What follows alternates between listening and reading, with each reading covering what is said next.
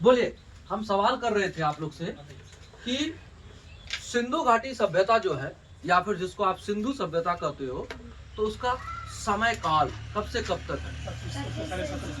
2500 ईस्वी पूर्व से लेकर 2700 ईस्वी 1750 आगे नहीं बढ़ेगा।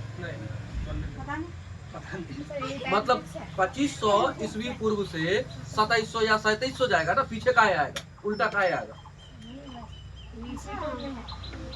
हम तो आप लोग से सवाल किए कि 2500, चलिए ठीक है, आप लोग का बात मानते हैं, 2500 ईस्वी पूर्व से, ठीक है, तो 2500 ईस्वी पूर्व से आगे बढ़ेगा ना। जैसे अभी 2026 चल रहा है, तो अगला बार क्या आएगा? 2027 आएगा, 28 आएगा, 30 आएगा। तो आप लोग 2500 ईस्वी पूर्व से आप लोग फिर कैसे बोलते हो कि 1750 ईस्वी पूर्व जाएगा, आगे जाएगा ना। ये बात उसी दिन सोचे कि ऐसा कैसे हो सकता है, पीछे कैसे, फिर कुछ नहीं बोले कि नहीं कुछ नहीं। सुनिए, ये बात ना हमेशा कंफ्यूजन देगा आप लोग को, बहुत बड़ा समस्या है।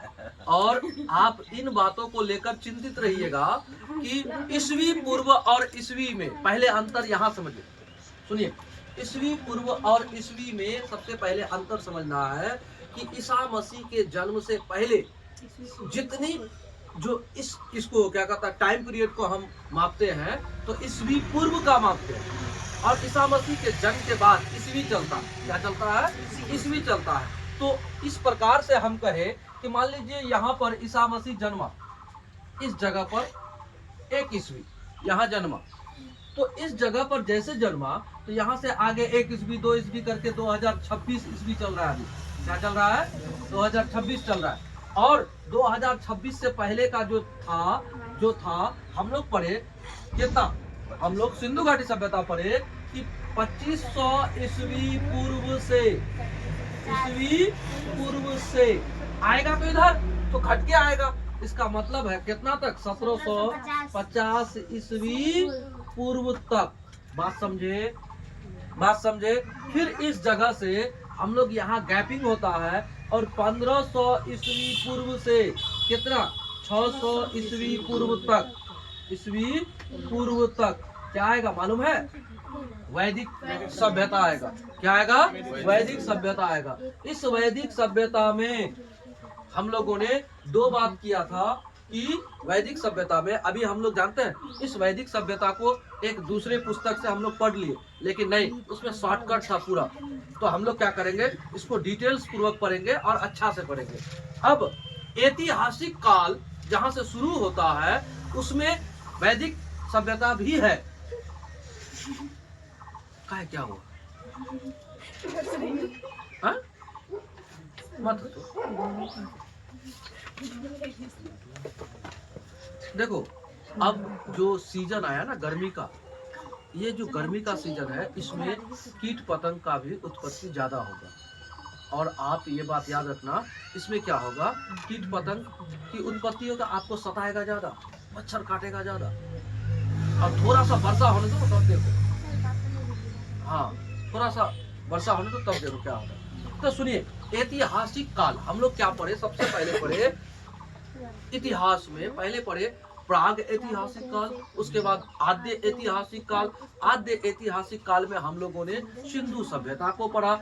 सिंधु सभ्यता में सबसे सिंधु सभ्यता में गंगा नदी का उतना चर्चा वगैरह नहीं हुआ है। हाँ ठीक है। अच्छा सुनिए, वैदिक सभ्यता में सरस्वती नदी को पवित्र नदी माना गया है वैदिक काल में, और वैदिक सभ्यता से ही जुड़े हुए लोग आज भी हैं, जिसको हम लोग सनातन धर्म में लेके चलते हैं ना, वो वैदिक सभ्यता ही है। वैदिक सभ्यता के लोग आज तक है, जिसको आर्य कहते हैं। आज भी आप संस्कृत ग्रंथों को जब आप पढ़ेंगे तो उसमें हे आर्य पुत्र ऐसे बोलता है। आप किसी धारावाहिक को देखना, जैसे महाभारत रामायण वगैरह देखिएगा, तो उसमें कहेगा हे आर्य पुत्र, आपको आदेश दिया जाता है कि आप ऐसा करें, इस तरह से बोलता है। तो आर्य कहने का मतलब वैदिक सभ्यता के लोगों को आर्य कहा। तो देखिए, अब हम लोग इतिहास के उस कालखंड को पढ़ेंगे जिसको कहा जाता है ऐतिहासिक काल। इस ऐतिहासिक काल में इतिहास को लेखन करने के लिए साक्ष्य प्राप्त हुआ है। क्या क्या साक्ष्य हुआ देखिए, कहता है इसके बारे में लिखित स्रोत उपलब्ध है और इसे पढ़ा भी जा सका है। इसके अंतर्गत वैदिक काल से लेकर अभी तक का समय आता है, मतलब अभी तक जितना हम लोग पढ़े हैं अब तक। यानी हम लोग क्या करेंगे, इतिहास में क्या पढ़ेंगे, शुरू से लेकर, यानी कि इतिहास वैदिक सभ्यता से लेकर कब तक, 1947 तक पढ़ लेंगे, यही इतिहास है। आप कहोगे सर अभी 2026 चल रहा है, क्या सन 2000 का बात इतिहास नहीं है? एकदम जो भी दिया वो भी एकदम कल का बात नहीं। अभी जो चल रहा है ना, अभी मोदी जी का सरकार है ना, ये इतिहास में भी जाएगा, ये राजनीति में भी जाएगा। गप मत कीजिए। मोदी जी की जो सरकार चल रही है अभी, तो 10 साल बाद ये पुराना हो जाएगा, 20 साल बाद और पुराना हो जाएगा, तो ये इतिहास में भी चले जाएगा और ये पॉलिटी में भी चले जाएगा। पॉलिटी मतलब राजनीति शास्त्र में भी चले जाएगा, तो दोनों खंड में जाता है।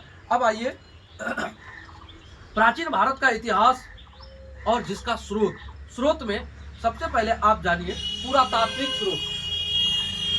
पुरातात्विक स्रोत क्या कहते हैं, बोलिए तो, किसको कहते हैं पुरातात्विक स्रोत? मालूम है?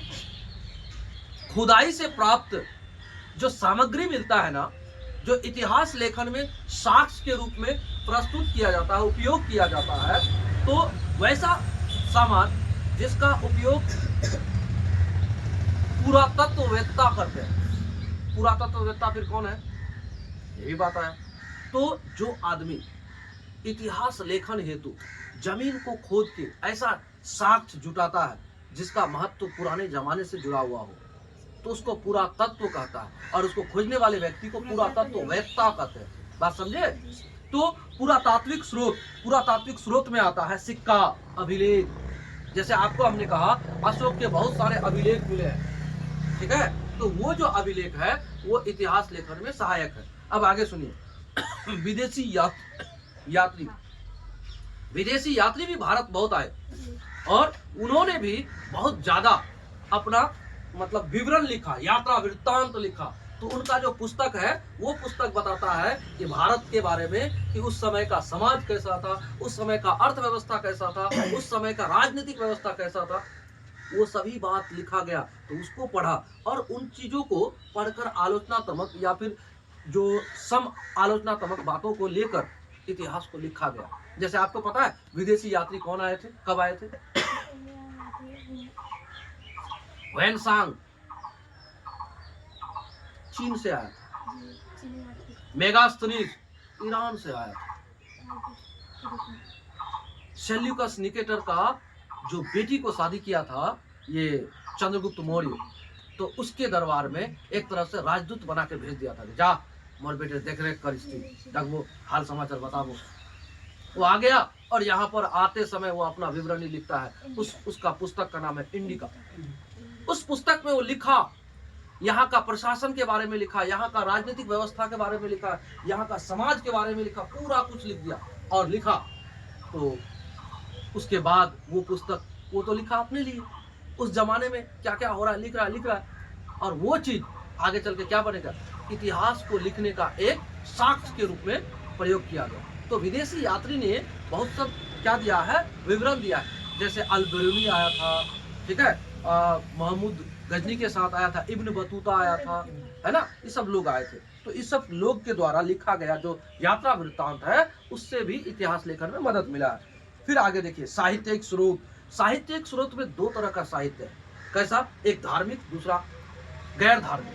तो धार्मिक में आता है आपको धार्मिक में आता है ब्राह्मण वाला ग्रंथ और एक आता है गैर ब्राह्मण वाला ग्रंथ। आपको इस पुस्तक में दिया है गैर ब्राह्मण वाला ग्रंथ में जैन धर्म से लिया गया पुस्तक, और एक आता है बौद्ध धर्म से लिया गया पुस्तक, और उसके बाद फिर ब्राह्मण ग्रंथ में आता है वेद, उसके बाद आता है उपवेद, वेदांग, पुराण, उपनिषद, महाकाव्य।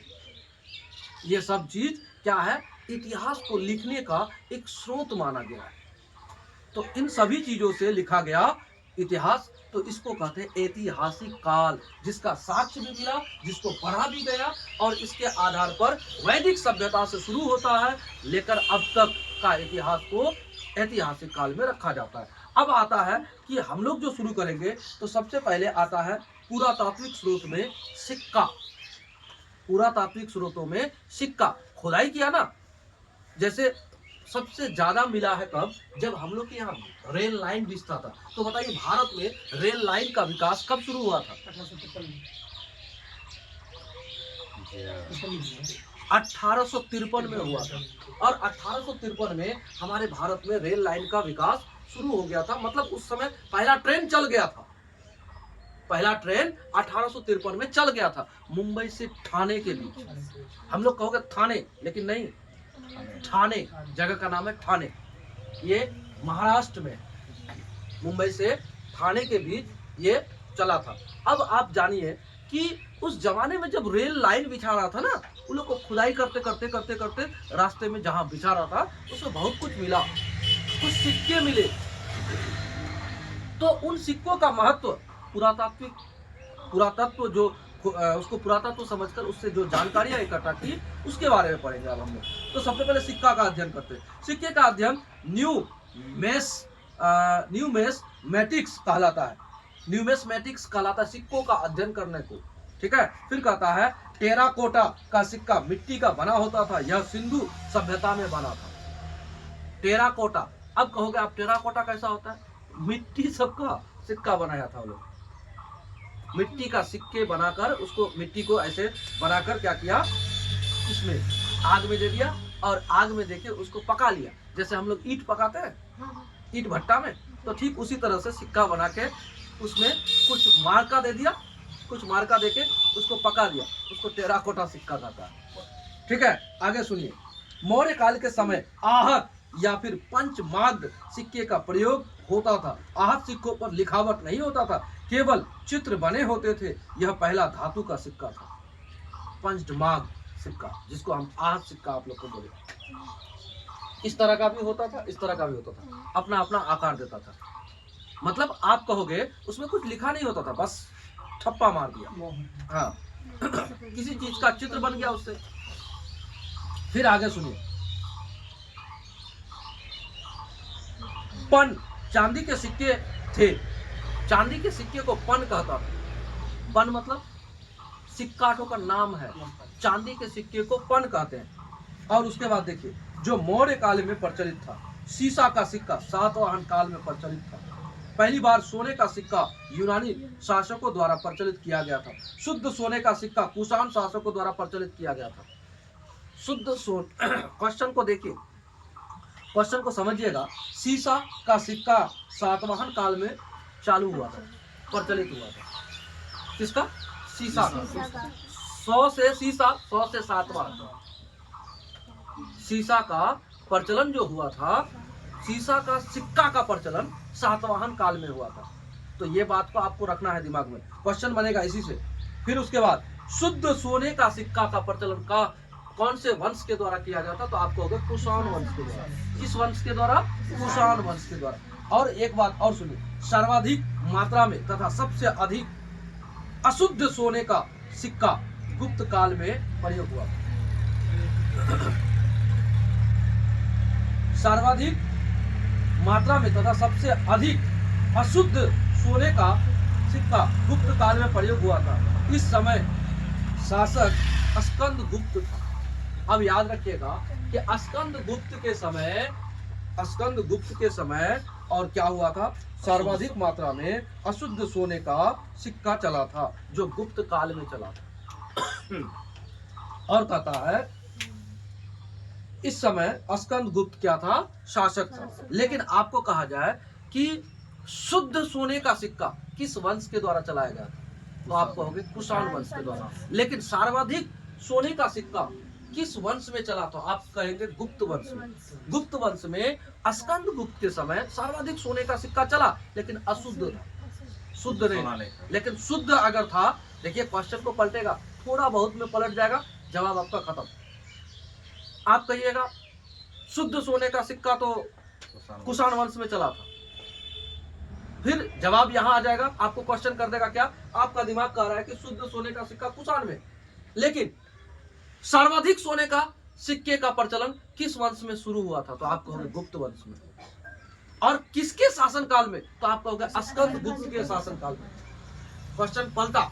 अब आइए पंचमाग्ध सिक्के। जिसको आपको कहते हैं आहत सिक्के, किस समय चला था? तो आप कहोगे मौर्य काल के समय चला था। कब चला था? मौर्य काल के समय चला था। अब टेराकोटा का सिक्का कब चला था? सिंधु घाटी के समय चला था। उसके बाद फिर आता है सिक्के का अध्ययन को क्या कहते हैं? न्यूमेटिक्स कहलाता है। सोने जैसे सिक्कों का अध्ययन करोगे ना, तो उसको भी अध्ययन करने की मतलब अध्ययन करने की व्यवस्था को आप कहें सिक्के के अध्ययन करने की कला को क्या कहता है? न्यूमेटिक्स कहते हैं। फिर आगे सुनिए, चांदी का सिक्का गुप्त काल में चंद्रगुप्त द्वितीय, जिसको कहता है विक्रमादित्य, उसको उपाधि वो लिया था। चंद्रगुप्त द्वितीय अपना उपाधि लिया था। क्या लिया था? विक्रमादित्य के समय सबसे ज्यादा प्रचलित हुआ है। चांदी का सिक्के का प्रचलन गुप्त काल में चंद्रगुप्त द्वितीय के समय में चला था। ठीक है, फिर आगे सुनिए, राजा रानी का सिक्का गुप्त काल में चंद्रगुप्त फर्स्ट के समय प्रचलित हुआ था। कितना सब क्वेश्चन बन रहा है? राजा रानी वाला सिक्का चला था चंद्रगुप्त फर्स्ट के समय काल में। और उसके बाद कहता है मयूर शैली का सिक्का गुप्त काल में समुद्रगुप्त के समय प्रयोग में लाया गया था। इस सिक्के का सर्वाधिक प्रचलन गुप्त काल में था। कौड़ी का प्रयोग भी गुप्त काल में ही हुआ था। आप समझ रहे हो? कौड़ी, जैसे किसी को आप कहिएगा कि 10,000 टका दीजिएगा, तो वैसे हमारे समाज में ऐसे ऐसे लोग मिलेंगे, मोली तो फूटी कौड़ी नहीं छो, मतलब इस तरह का वर्सन यूज करता। फूटी कौड़ी नहीं है, इसका मतलब जानते हो सबसे छोटा इकाई था पैसा में, जिसको मोल तोल करते हो हम लोग, तो उसमें फूटी कौड़ी था पहले। उसके बाद कौड़ी आया, उसके बाद दमड़ी आया। हाँ, ऐसा चलता था। जैसे हम लोग अभी सबसे छोटा इकाई 1 रुपया 2 रुपया ऐसे चलते हैं ना, तो उस समय फूटी कौड़ी, फिर दमड़ी ऐसे चलता था। तो कौड़ी का जो प्रचलन था गुप्त काल में हुआ था। ठीक है, उससे लेन देन होता था। एक तो कौड़ी दे दो, कोई सामान लेके चले जाओ, ऐसा होता था उस जमाने में। जैसे अभी 1 रुपया देके 100 टॉफी नहीं मिलेगा, मिलेगा? कौड़ी होता कैसे? मोबाइल में। ये भगवान, कौड़ी नहीं देखी है? ये लोग भी नहीं देखा होगा। देखा है। हम लोग 8वीं में थे। कौड़ी नहीं देखे आप लोग? देखे हैं? आप लोग को नहीं पता। 50 पैसा 50 कौड़ी का चित्र दिखाया। सभी आलू सब देखे होंगे शादी में, कभी शादी में जब खया सब नहीं। वो सब देखे तो हाँ, White वही कौड़ी है। आप लोग देखे हो? थोड़ा हुआ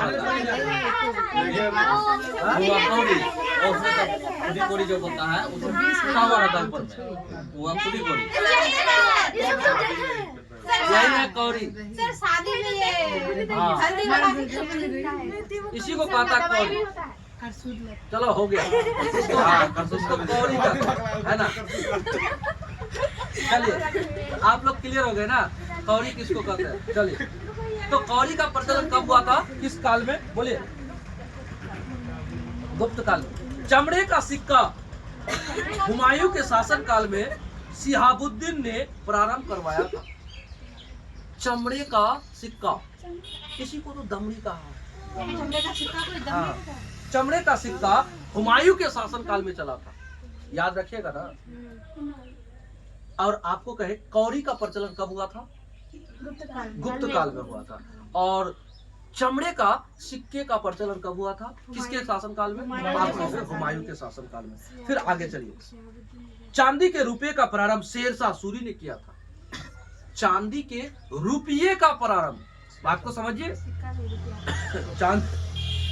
चांदी के रुपये का प्रारंभ शेरशाह सूरी ने किया था। हम लोग शेरशाह सूरी को भी अच्छा से पढ़ेंगे। हाँ, फिर तांबे के दाम का प्रारंभ शेरशाह सूरी ने किया था। सोने की असरफी का प्रारंभ भी शेरशाह सूरी ने किया था। यानी इन्होंने बहुत कुछ किया।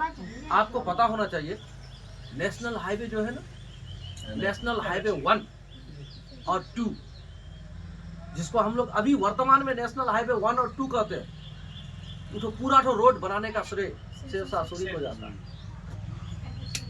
अब सोचिए कितना बड़ा बात है कि उस जमाने में बनाया था शेरशाह सूरी। शेरशाह सूरी मार्ग कहता है उसको। अभी तो नाम अभी तो नाम बदलने का प्रचलन चल रहा है। अभी एक तो हमारे देश के एक, हाँ, हमारे देश के केरल का नाम केरलम हो गया। हमारे देश के एक महान नेता सब है जो हमेशा नामे बदलता है।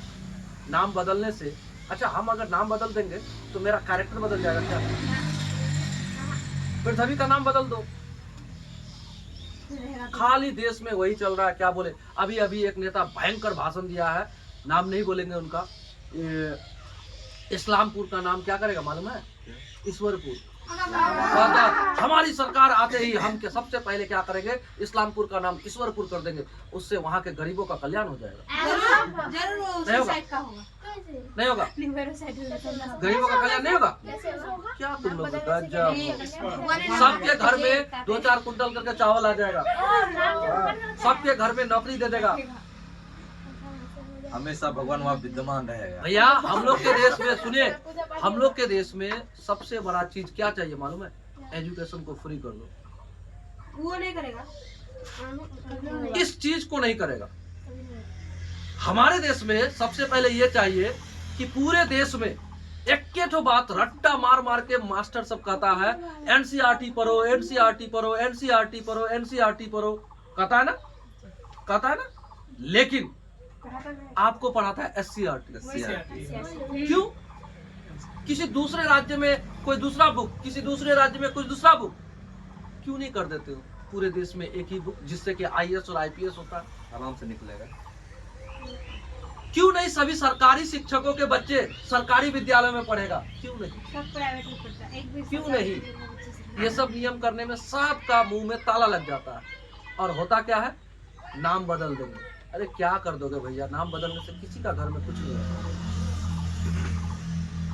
फिर आगे सुनिए, यहाँ तक हम लोग का सिक्के का जो बातें थी लगभग समाप्त हो गया कि सिक्का, सबसे पहले आप देखिए क्वेश्चन पूछेगा, इससे क्वेश्चन बनता है, इंपॉर्टेंट बात था, इसलिए हम लोगों ने इसको पढ़ा। अब एक बात इसी में सवाल करते हैं आप लोगों से, बताइए सिक्के का अध्ययन करने को क्या कहते हैं? न्यूमेस्मेटिक, है ना। और उसके बाद आता है टेराकोटा का सिक्का, जिसको कहते हैं मिट्टी से बना हुआ होता था, जिसको कहते हैं, वो कब चला था? तो आप कहोगे सिंधु घाटी सभ्यता में चला। 2 सवाल हो गया। आगे बढ़िए, मौर्य काल के समय, कब? मौर्य काल के समय चलने वाला सिक्का था आहत सिक्के, जिसको कहते हैं पंचमार्ग सिक्के। याद रहेगा, पंचमार्ग सिक्के किसके? अंग्रेजी में मार्क्ड होता है, हाँ पंचमार्क होगा, कोई दिक्कत नहीं, पंचमार्ग सिक्के, है ना। जिसको, वो सिक्का कब चला था, किसके शासन काल में चला था? मौर्य काल में चला था। उसके बाद आगे बढ़िए, फिर कहते हैं पन, किसको कहते थे? चांदी के सिक्के को पन कहते थे, है ना। चांदी के सिक्के को पन कहते थे, जो मौर्य काल में प्रचलित था। सीसा का सिक्का किसके शासन काल में चला था? सातवाहन वंश में सीसा का सिक्का चला था। कब चला था? सातवाहन वंश में सीसा का सिक्का चला था। उसके बाद फिर बात आता है, पहली बार सोने का सिक्का किन शासकों द्वारा चलाया गया था? तो आप कहोगे यूनानी शासकों के द्वारा पहली बार सोने का सिक्का चलाया गया।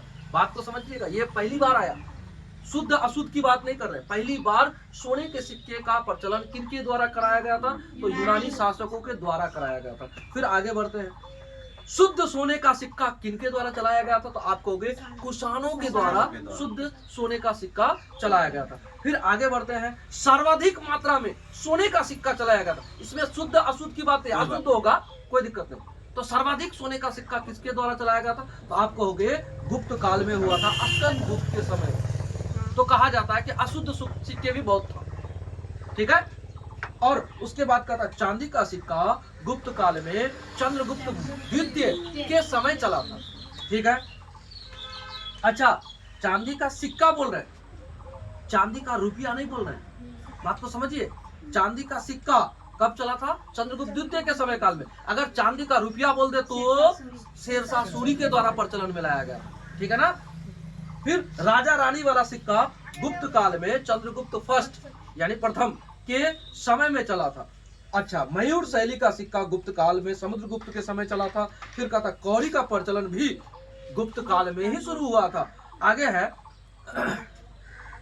चमड़े का सिक्का हुमायूं के शासन काल में चला था। उसके बाद चांदी के रुपये का प्रारंभ शेरशाह सूरी ने कराया था। तांबे के दाम का प्रारंभ शेरशाह सूरी ने कराया था। सोने का असरफी, सोने का असरफी मतलब अभी जिसको हम लोग टका सब ऐसे सिक्का कहते हैं ना, सिक्का टाइप का, तो असरफी, सोने का असरफी का प्रारंभ किसने किया था? शेरशाह सूरी ने किया था। इस तरह से ये सब चीज को मिलाया कि किसके काल में क्या चला था, वैसे करके ये लोग इतिहास को लेखन में ये मदद दिया।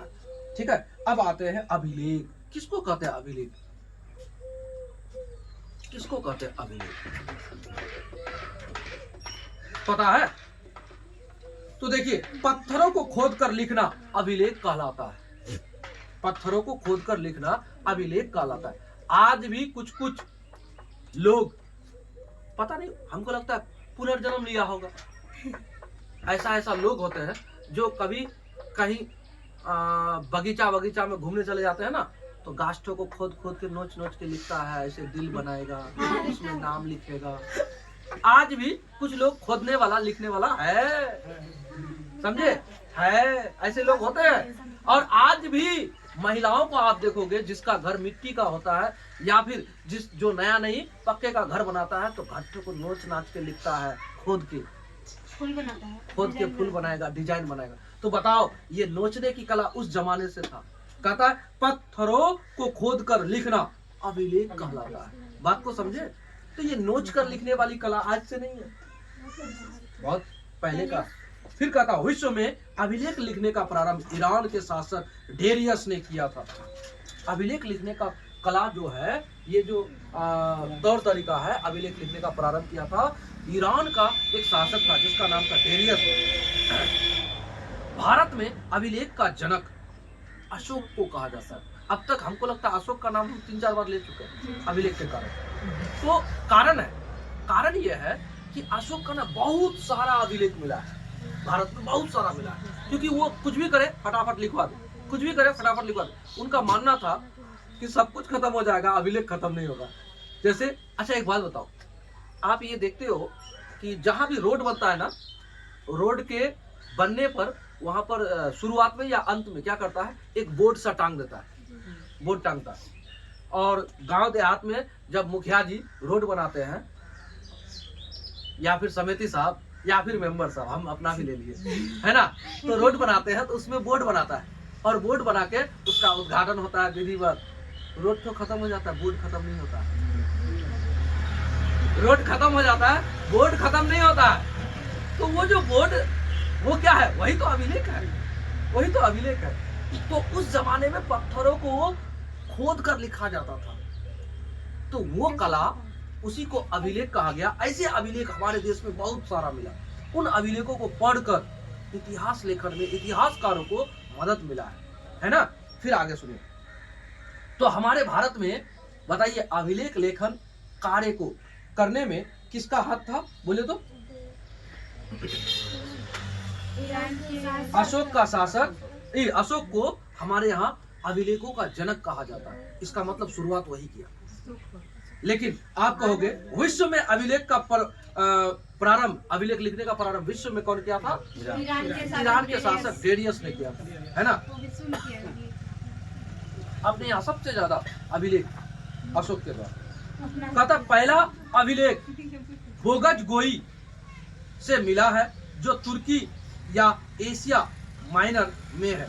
अब सुनिए, दुनिया में कहा जाता है कि पहला अभिलेख जो मिला है उसको कहते हैं बोगज गोई, उस जगह से मिला है, बोगज गोई से मिला है, हाँ, जो तुर्की या एशिया माइनर में है। अभिलेखों का अध्ययन एपिग्राफी कहलाता है। आपको सवाल ऐसे ही कहेगा, अभिलेखों का अध्ययन क्या कहलाता है? तो आपको पता ही नहीं होगा, क्योंकि वर्ड ऐसा है। तो आप पता रखिएगा, एपिग्राफी कहते हैं। अब आप इस बात को कैसे रखोगे? हम तो अभी लिखा नहीं रहे, तो इसका जो पीडीएफ देंगे, तो उस पीडीएफ से आप बाय नोट करोगे अच्छा से, और एक बार दो बार देखोगे ना, दिमाग अपने आप क्लियर कर देगा।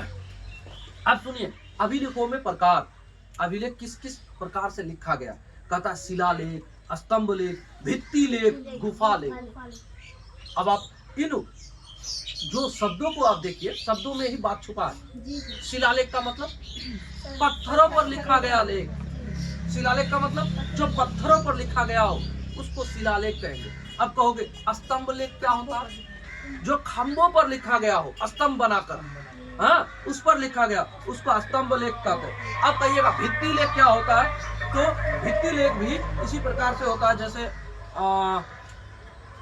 भित्ति जैसे कंदराव गुफाओं में होता है, उसमें भित्ति वाला लेख होता है, और गुफा लेख भी उसी तरह से होता है। गुफा मतलब जैसे पहाड़ के, जैसे अभी तो हम लोग घर बना के हो, तो जिस जमाने में लोग जंगल में रहता था, जिस जमाने में गुफा में रहता था, तो उस जमाने में भी वो लोग लिखता था, रगड़ रगड़ के लिखता था। अब उसका भले हम पढ़ नहीं पाए, लेकिन वैसा करता था। अच्छा एक बात बताइए, चलिए दुनिया का बात करिए, आप लोग के गांव समाज में कुछ महिलाएं होगी जो पढ़ी लिखी नहीं होगी, तो क्या उसका घर नहीं चलता? एकदम। वो महिला क्या करेगी, अगर गाय का दूध बेचना है तो वो दूध बेचेगी ना किसी को, तो क्या लिखेगी? एक दिन दिया तो ऐसे लिखेगा, ऐसे एक अड्डा काट देगा, फिर दूसरा दिन लेके गया ऐसे अड्डा काट दिया, फिर तीसरा दिन लेके गया फिर अड्डा काट दिया। तो ये क्या लिख रहा है? कुछ नहीं लिख रहा है, ये खाली अड्डा कई बार दिनूंगी, कई लीटर है वही पैकेट में गिनती करेगी। सर उसको जैसा समझ आता हाँ, है अपना ऐसे करते करते करते करते ऐसे करते करते तब अपना किसी को बुलाएगा, देखते को मैं कैटा अड्डा है, तब उसको जोड़ेगा 1 2 3 4 5 6 7 लीटर हैगल को अपना टका। मतलब समझिए बात को, ये जो लेख लिखने का जो कला है ना, इस तरह से। अब देखिए पुराने जमाने के लोग नहीं पढ़े लिखे, तो इसका मतलब थोड़े कि उनका घर द्वार नहीं चलता था, चलता था उस जमाने में, उसी प्रकार से चलते थे लोग, तो ये सब चीज होता था।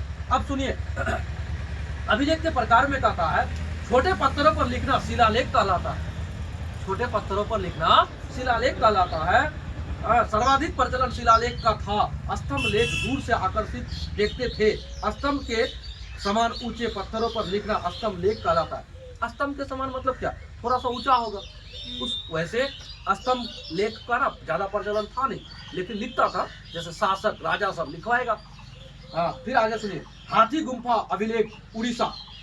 हाथी गुम्फा अभिलेख कहाँ है? उड़ीसा में। उसके बारे में कहता है, इसे कलिंग राजा खारवेल द्वारा लिखाया गया था। इसमें कलिंग युद्ध की चर्चा है। युद्ध के समय कलिंग का राजा नंदराज था, गंगवंश उसका वंश था, गंगवंश।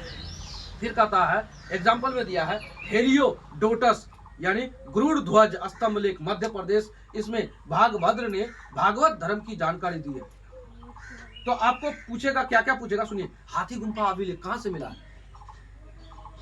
आप लोग से ज्यादा डीप नहीं पूछेगा, सीधा पूछेगा, हाथी गुम्फा अभिलेख कहाँ से पूछा, कहाँ पर है? तो आप कहोगे उड़ीसा में।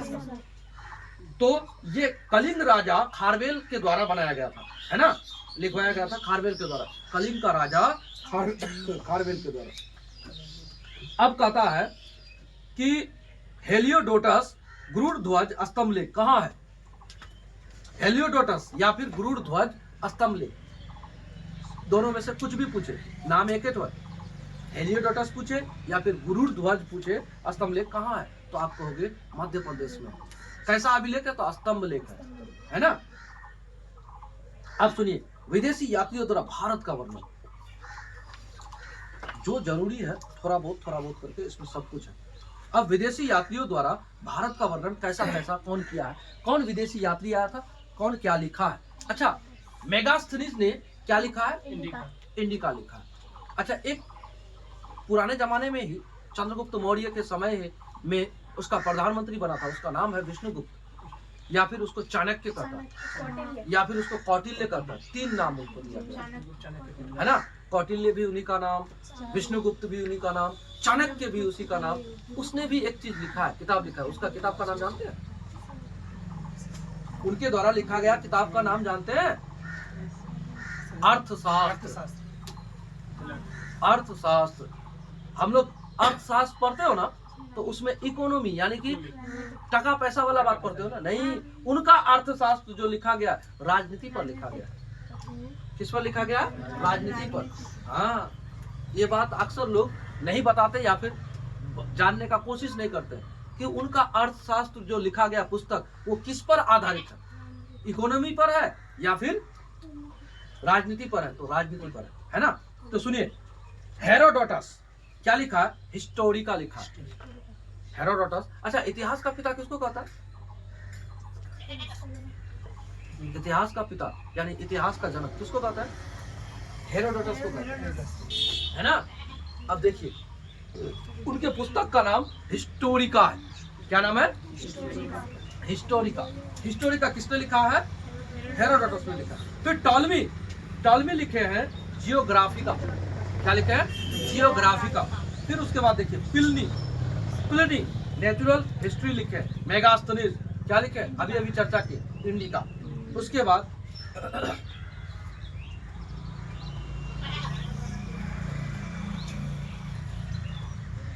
एक दिया है पेरिप्लस ऑफ द इरीथ्रियन सी। इसको अज्ञात बोला। आप कौन लिखा नहीं लिखा अज्ञात कर दिया। अल्बेरोनी किताबुल हिंद या तहकीक हिंद। अल्बेरोनी ये भी आया था भारत में, ठीक है, जो तहकीक हिंद या फिर किताबुल हिंद ये पुस्तक लिखे। Marco Polo the book of sir Marco Polo यानी काकतीय वंश के समय में लिखा। फिर उसके बाद कहता है फाइयान। क्या लिखा? फाइयान फो क्यू की। उसका लिखा गया पुस्तक का नाम है फो क्यू की। क्या नाम है? फो क्यू की। कौन लिखा है? फाइयान लिखा है। अच्छा वेन सांग ने क्या लिखा है? सी यू की। फिर उसके बाद तारानाथ तंगयूर तारानाथ लिखा है। हाँ फाइयान फिर लिखा है फो क्यू की पुस्तक। यह चंद्रगुप्त द्वितीय के दरबार में आया था। फाइयान कब आया था? चंद्रगुप्त द्वितीय के दरबार में आया था। कहता है उसमें इस समय के भवन तथा कौड़ी की चर्चा है। उस समय का भवन और कौड़ी की चर्चा है। अच्छा एक बात पता है, इसने नालंदा विश्वविद्यालय में अध्ययन तथा अध्यापन दोनों किया। इसे यात्रियों का राजकुमार कहते हैं। वैनसांग को क्या कहते हैं? वैनसांग को कहता है यात्रियों का राजकुमार। उन्होंने नालंदा विश्वविद्यालय में पढ़ा और पढ़ाया भी। वो पढ़ने ही आया। अब देखिए उस जमाने में भारत में ना भारत की शिक्षा का बहुत बोलबाला था। मतलब दुनिया के लोग पढ़ने आते थे और आज हमारे देश के लोग दूसरी जगह पढ़ने जाते थे। अंतर तो है। यह चीनी यात्री था। यह त्रिपिटक की 400 प्रतियां अपने साथ चीन लेकर गया था। फोटोकॉपी किसकी? किस चीज की लेके गया था? त्रिपिटक। अच्छा त्रिपिटक क्या है? त्रिपिटक क्या है मालूम है? नहीं पता तो हम बताते हैं। त्रिपिटक बौद्ध धर्म के 3 ग्रंथ को कहा गया है।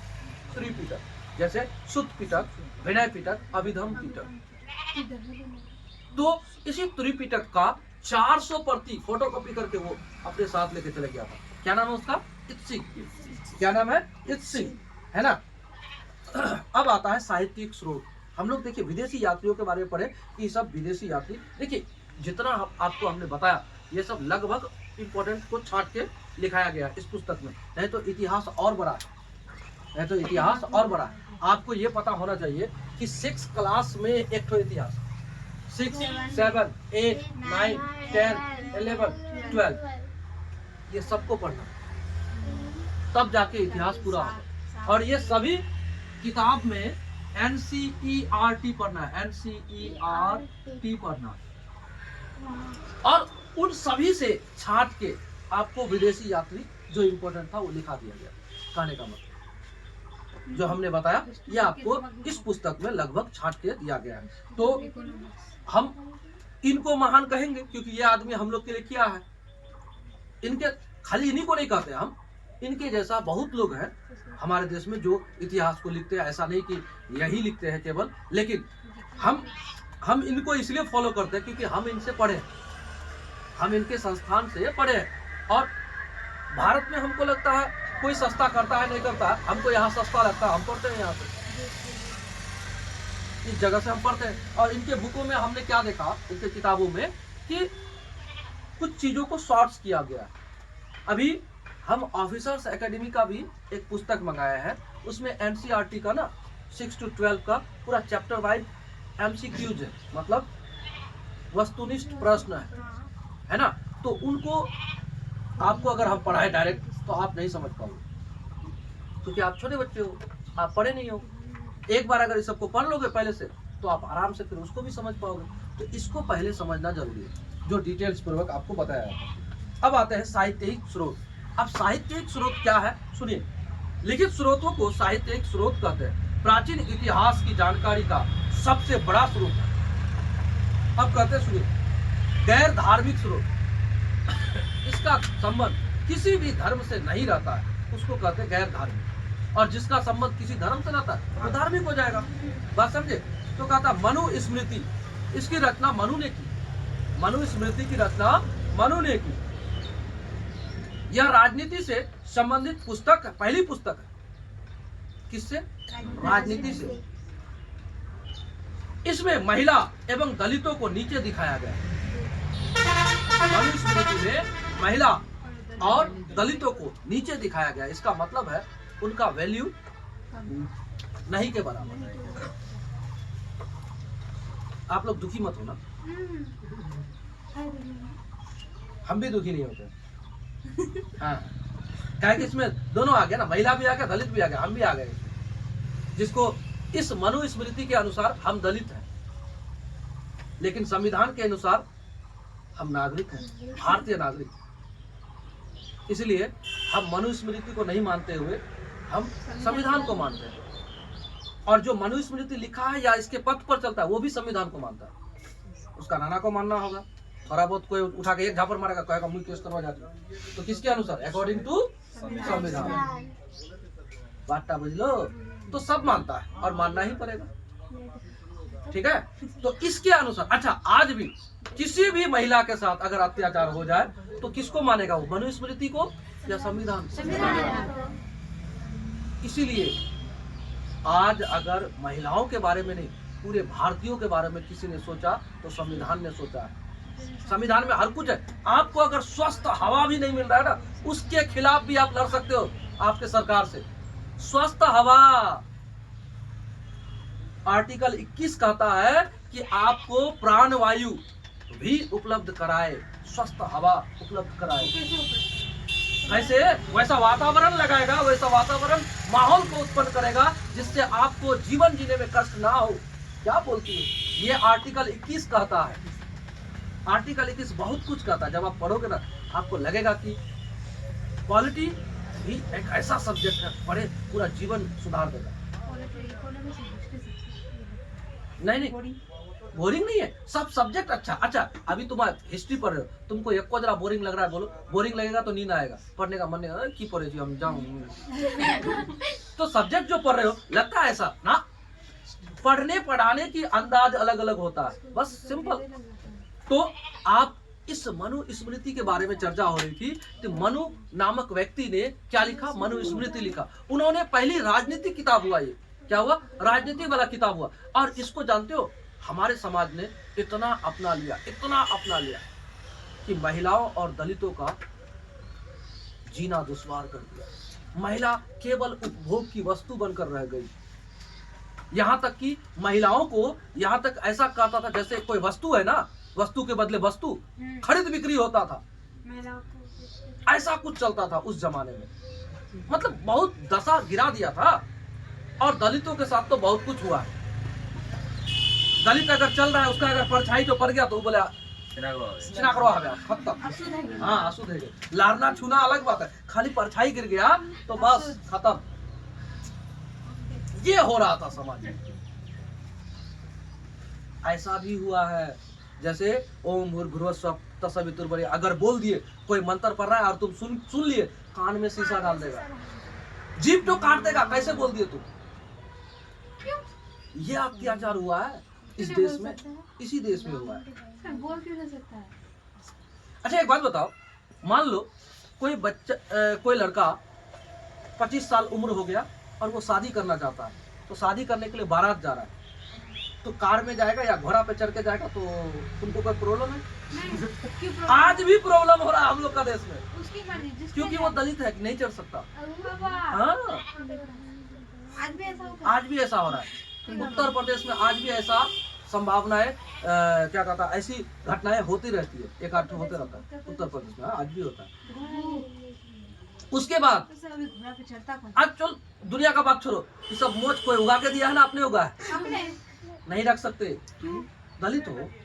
कैसा कैसा बात की? सर वो तो अब अपना ही है, वो तो आश्चर्य हो रहा है ना सब बात सुन के, आश्चर्य हो रहा है क्या ना। करेगा इंसान को? ये सब घटना घट रही है धार्मिक, ये अंधविश्वासी धार्मिक लोग है हमारे देश में। अरे बहुत कुछ हो रहा है और बहुत अत्याचार हुआ है। अब ये तो दलितों में हो गया, महिलाओं में वो लोग जला देता था जिंदा। छोटा बच्चा है, शादी करा दिया, बड़ा हुआ, ये बोले तुम्हारा पति है, उससे पहले अभी बड़ा हुआ ही है, मरे गल को ती विधवा है गलो। किसको विधवा कहता है, किसको शादी करता है, उसको पता पता नहीं। नहीं। छोटी बच्ची क्या हाँ, उसको शादी करा दिया, उसका बोले वो विधवा भी हो गई और वो आजीवन अब विधवा जिएगी। सुनो ना, आजीवन विधवा जिएगी। अगर उसको लेके चले गया था, उसके बाद वो पति मर गया तो उसको जला दो। वो मतलब अगर लेके गया तब हाँ, जला दो। लेके गया तो बताओ ये महिलाओं के साथ कितना अच्छा हो रहा था व्यवहार? अच्छा हो रहा था? बताओ बताओ, अच्छा हो रहा था? नहीं, बुरा हो रहा था। आज भी महिलाओं को प्रताड़ित किया जाता है। आज भी महिलाओं को जो सम्मान मिलना चाहिए वो सम्मान नहीं मिलता बच्ची। पहले से कम। हाँ, लेकिन ये है कि महिलाएं अपने दमखम पर जितना अच्छा कर रही है और आगे करते रहेगी, अपनी स्थिति को इतना सुधार लेगी कि पितृसत्तात्मक समाज में अपने आप को देखो। हमारा जो संविधान है, हमारा जो देश चल रहा है, उसके अनुसार आपको बराबर का हिस्सेदारी दिया है। तो कहीं पुरुष आपको दबाए नहीं, इसके लिए आपको भी उभर कर आना होगा आगे। नहीं तो आप अगर नहीं आओगे तो आपकी स्थिति हमेशा नीचे दबाएगा, आपका शोषण करेगा। एक अच्छा, मेरा इच्छा, मेरी पत्नी का इच्छा नहीं होना चाहिए। बराबर सम्मान मिलना चाहिए, महिला पुरुष सबको बराबर सम्मान मिलना चाहिए। और इस बराबरी का सम्मान को लाने के लिए महिलाओं को आरक्षण दिया गया है और भी जातियों को आरक्षण दिया गया है। और आरक्षण का मतलब है कि आपको बराबरी का लाइन में लाकर खड़ा कर दे, तब ना आपको नहीं बोलते कि लड़कियों के लिए सीट रिजर्व्ड है, आप लोग पढ़ो पढ़ो पढ़ो नौकरियां मिलेगी। आज हमारे किशनगंज की जूही दास एग्जाम्पल बन गई कि आईएएस भी होता है लड़कियां, देखो। और 2015 या 17 में टीना डाबी आईएएस बनी थी, आईएएस टॉपर थी वो, टॉपर आईएएस टॉपर। जैसलमेर में डीएम है, शायद अभी बदल गई कि क्या नहीं पता, लेकिन उनके द्वारा हम उस समय उनका ये सुने थे इंटरव्यू, तो कह रही थी कि जब हम पढ़ते थे तो पढ़ते थे, बस ये नहीं सोचते थे कितना पढ़ना है। मात्र 26 वर्ष की उम्र में वो लड़की आईएएस बनी थी। मात्र 26, कोई उम्र थोड़े हुआ, क्या बोलती है, कोई उम्र नहीं हुआ। आपको एक पढ़ने वाले बच्चे के लिए 25-30 साल में विवाह करना कोई छोटा मोटा बात थोड़ी है, कुछ नहीं, नॉर्मल, ऐसा ही होता है। लेकिन हम लोग का समाज बहुत गड़बड़ दिशा में है ना। 14 साल हो, बेटी लोग शादी कराए दी, बेटा बिगड़ गया, शादी करा दीजिए, सुधर जाएगा। लगता है कि दूसरे का बेटी ठोकुआ में आता है, उसको शादी करा देगा, वो सुधारेगा। गजब है, बाप तो तुम सुधार ही नहीं पाए, दूसरा कोई सुधार देगा। फालतू का नाटक, वो तो और भी नहीं बोलेगी। गजब है भाई। नहीं, समाज का ये उल्टा सीधा बात जो है ना, बहुत गलत है, बहुत गलत है, ये नहीं होना चाहिए। अच्छा एक बात बताओ, कोई लड़का बिगड़ गया, आप कह रहे हो, आपका औलाद है तो आप कह रहे हो इसको शादी करा दीजिए, सुधर जाएगा। तो एक काम कीजिए, वैसा बिगड़ल से अपनी बहन का शादी कराओ तो कैसा दर्द होगा। अपनी बहन का या अपनी बेटी का। हाँ, तब सोचो थोड़ा, उस समय कैसा लगेगा। ओ, आपका बेटा तो बिगड़ल है तो दूसरी का बेटी तो बहुत अच्छा, चलो लेके आओ, कोई दिक्कत नहीं, बिगड़ल है तो सुधार दे। तो वैसा ही बिगड़ल आदमी से तुम अपना बेटी या बहन को शादी करा दो, मान जाएंगे आप कितने अच्छे व्यक्ति हो। इसीलिए समाज में आप हमेशा याद रखना, खुद पढ़ो, अपने बच्चों को पढ़ाओ, अपने बहन को पढ़ाओ, जो भी आपके रिश्तेदार में या जो भी हो, खासकर वैसे लोग जो पढ़ना चाहता है उसको पढ़ाते रहो। हम तो कहते हैं कि जिसके पास टका नहीं है ना, उसको लगता है कि कोचिंग जाएंगे तो टका लगेगा। हम उसका आर्थिक स्थिति देख लेंगे ओरिजिनल में, उसको पढ़ाना होगा, जितना पढ़ाना होगा हम फ्री पढ़ा देंगे अपना कोचिंग में।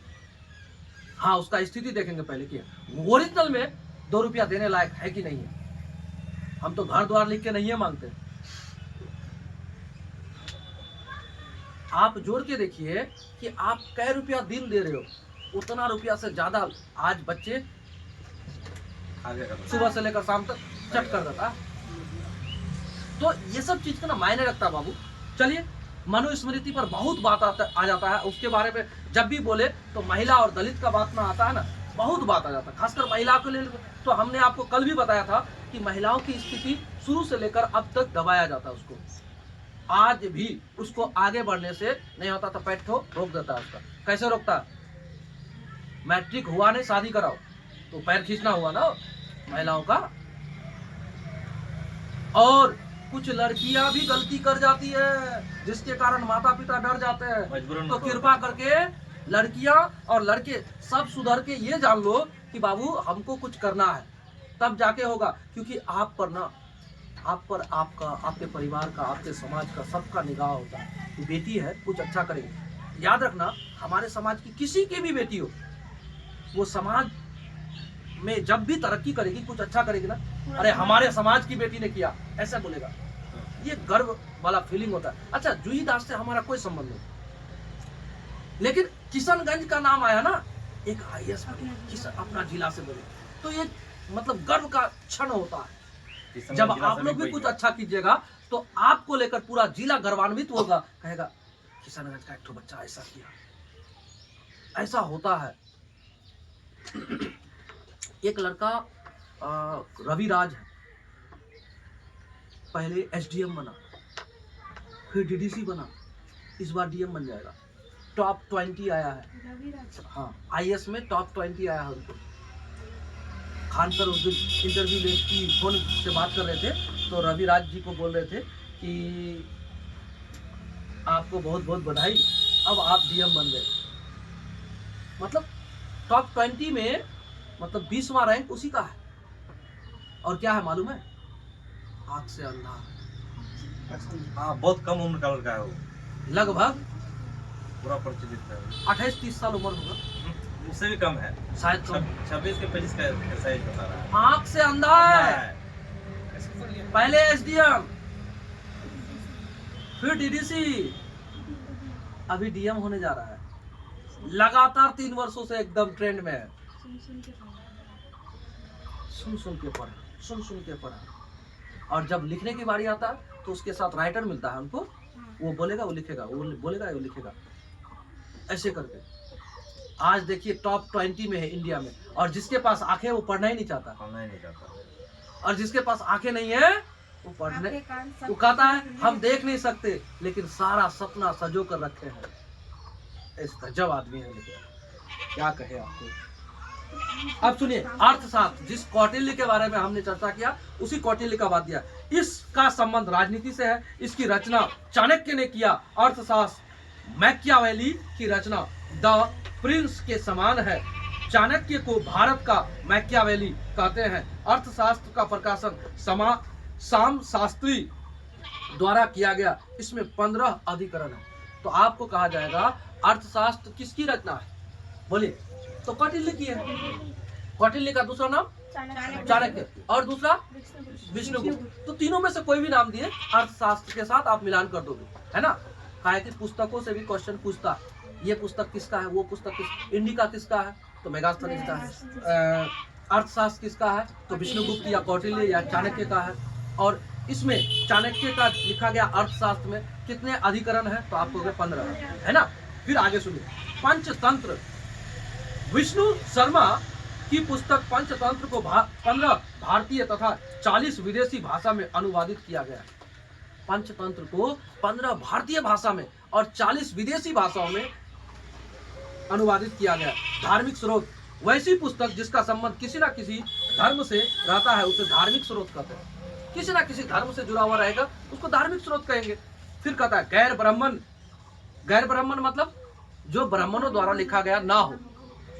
कहता है वैसे स्रोत जिसका संबंध हिंदू धर्म से नहीं रहता उसे गैर ब्राह्मण कहते हैं, जो हिंदू धर्म से अलग है। उसके बाद देखिए जैन साहित्य। यह प्राकृत भाषा में मिले हैं, इन्हें आगम कहते हैं। तो जैन साहित्य को क्या कहते हैं? आगम कहते हैं। उदाहरण में 12 अंग, 12 उपांग, अचरांग सूत्र, भगवती सूत्र, और कल्प सूत्र आदि पुराण, ये सब क्या है? जैन साहित्य है। बौद्ध साहित्य किसको कहते हैं? इन ग्रंथों का संबंध बौद्ध धर्म से है। बौद्ध साहित्य पाली भाषा में, बौद्ध साहित्य क्या है? पाली भाषा में। और जैन साहित्य क्या है? प्राकृत भाषा, है ना। सवाल जैसे घूमेगा हम वैसे घुमा के बोल रहे हैं। जैन साहित्य किसमें है?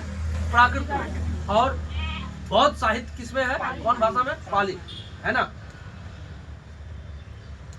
उदाहरण के लिए जातक, ललित सागर, अंगुत्तर निकाय, त्रिपिटक।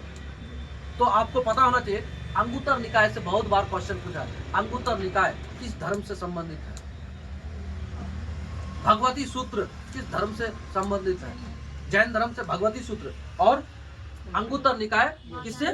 बौद्ध धर्म से। आप ऐसे याद रखो, अंगुत्तर निकाय अंगुलीमाल डाकू, बौद्ध धर्म। अंगुत्तर निकाय से अंगुलीमाल डाकू, तो बौद्ध धर्म से जुड़ा हुआ था। बस इस बात को ऐसे याद रखेंगे आप। अब ब्राह्मण ग्रंथ, वैसा ग्रंथ जिसका संबंध हिंदू धर्म से है उसे ब्राह्मण ग्रंथ कहते हैं। सभी ब्राह्मण ग्रंथों में सबसे विशाल शतपथ ब्राह्मण ग्रंथ है। कौन सा? शतपथ ब्राह्मण ग्रंथ जो है वो ब्राह्मण ग्रंथों में सबसे विशाल ब्राह्मण ग्रंथ है। क्या कहता है उसको? शतपथ ब्राह्मण, है ना। वैदिक काल में जो को यव, गेहूं को गोधन तथा चावल को ब्रीही कहा जाता था। वैदिक काल में जौ को क्या कहते थे? यव कहते थे। जौ को यव कहते थे और गेहूं को गोधून कहते थे तथा चावल को ब्रोही कहा जाता था। क्वेश्चन ऐसे ही पूछेगा, जौ को वैदिक काल में किस नाम से जाना जाता था? यव। क्या कहा जाता था? यव। और गेहूं को गोधून तथा चावल को ब्रीही कहा जाता था। अब आता है वेद। वेद का शाब्दिक अर्थ है ज्ञान होता है। यह सबसे प्रमुख ब्राह्मण ग्रंथ है। वेद क्या है? सबसे प्रमुख ब्राह्मण ग्रंथ है। अब आप कहिएगा तो वेद में तो आता है ऋग्वेद, 4 ठो वेद आता है। तो ये ब्राह्मण का सबसे, देखिए वेद का शाब्दिक अर्थ है ज्ञान होता है। यह सबसे प्रमुख ब्राह्मण ग्रंथ है। यानी वेद भी किसी ना किसी ब्राह्मण द्वारा ही लिखा गया है ना। अच्छा एक बात बताना, ये जो वेद लिखा गया है इसमें दिया है वेद। वेद को कहता है ज्ञानी में कहता है होत्री, उसके बाद कहता है कौस्तिकी एत्रे, इसका ब्राह्मण ग्रंथ है। और उपवेद है आयुर्वेद और ज्ञानी है इसका प्रजापति। फिर उसके बाद दिया है देखिए यजुर्वेद, हाँ, अधर्वयु, तैत्रीय, शतपथ, ये दोनों क्या है? ब्राह्मण ग्रंथ है। और धनुर्वेद क्या है? उसका उपवेद है और लिखने वाला इधर ज्ञानी है विश्वामित्र। फिर यहाँ देखिए सामवेद, उद्गाता लिखा है और उसका ब्राह्मण ग्रंथ है पंचविश। और गंधर्व वेद इसका क्या है? उपवेद है और इसको लिखा नारद, जिसको हम लोग नारायण नारायण करने वाला है, भगवान बना कर रखे हैं हम लोग को, है ना। अथर्ववेद, अथर्ववेद इसका ज्ञानी कौन है? देखिए ब्रह्मा। और इसका ब्राह्मण ग्रंथ है गोपद और इसका उपवेद है शिल्पवेद और ज्ञानी है इसका विश्वकर्मा। अरे लिखने वाला तो आदमी तो इसको ज्ञानी ज्ञानी कहता है।